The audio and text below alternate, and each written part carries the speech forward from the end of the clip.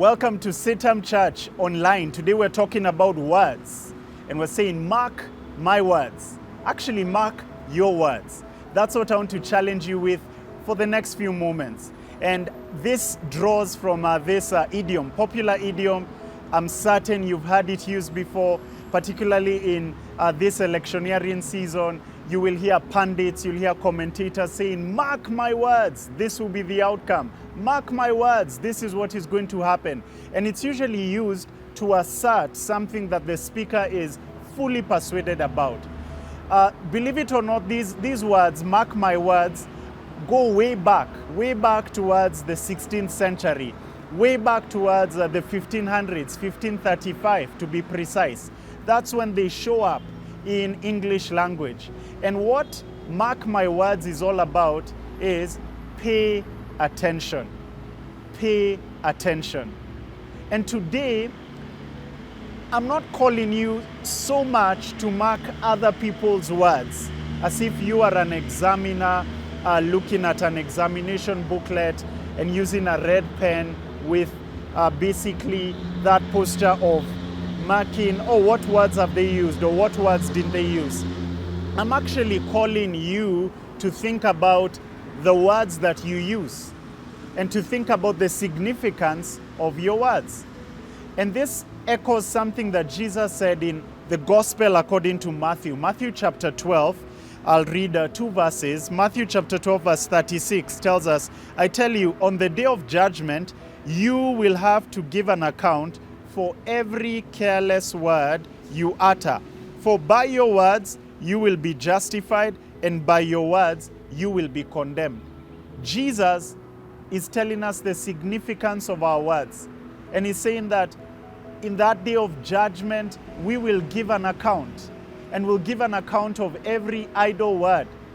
A preacher said that even our tweets, our interactions on social media, our comments and so forth, that will feature in that day of judgment.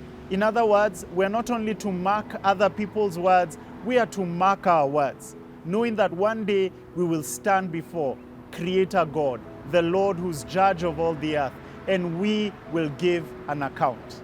And so in light of that, I believe it brings a sense of sobriety concerning how we use our words.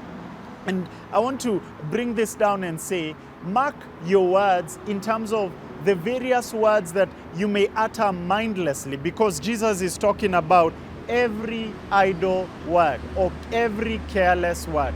You know, there are those words that you and I, we use, and sometimes we use them almost automatically. We use them even without thinking through.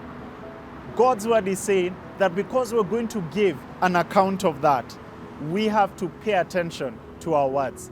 I'll give an example of something that family therapists say, that in our relational world, when we're in marriage or in families, part of the words we often use, the words never, the words always. When we're labeling that son or labeling that daughter, labeling their behavior and saying, you never do this, or you always do that. It's highly unlikely that someone always does something or someone never does something. And so part of marking our words is auditing the things that we say. Sometimes we often say them mindlessly. And guess what?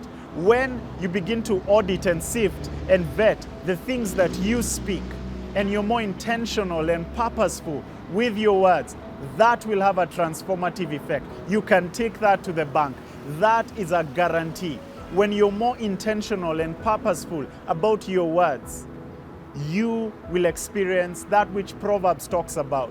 Your words will be aptly spoken. They will be like apples of gold in settings of silver. And so today, I want to challenge you to mark your words. Thanks for watching.